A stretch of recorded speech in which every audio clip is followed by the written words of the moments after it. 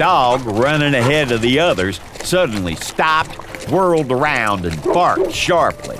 Preacher heeded the big cur's warning and looked past Dog, back along the canyon. He spotted the group of mounted warriors riding hard toward him. The Sioux were still 3/4 of a mile away. Preacher and his companions were closer to the cleft where they sought to take refuge, but with the wagon, they couldn't move as fast as a war party mounted on swift ponies. All they could do was try, thought Preacher.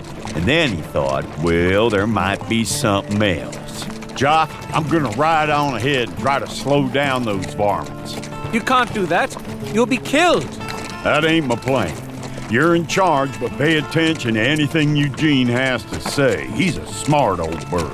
If you're determined to go, I'm coming with you. Oh, no, you ain't. You promised you'd do what I told you. Yeah!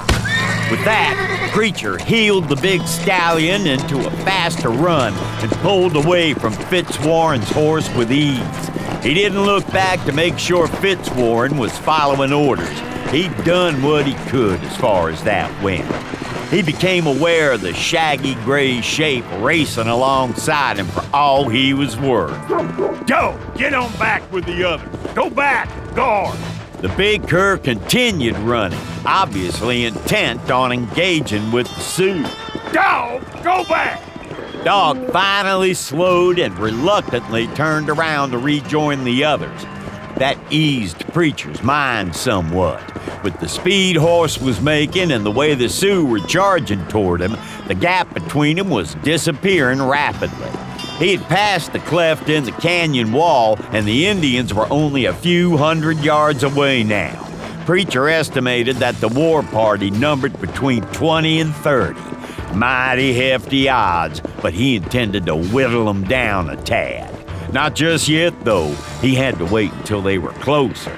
They probably thought he was plumb loco, one man charging a whole war party this way.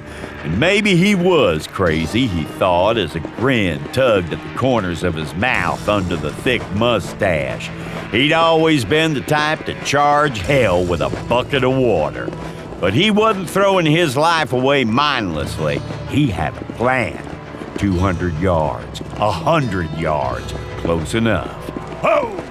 Preacher hauled back on the reins and brought horse to a sliding stop. Hold steady, old son.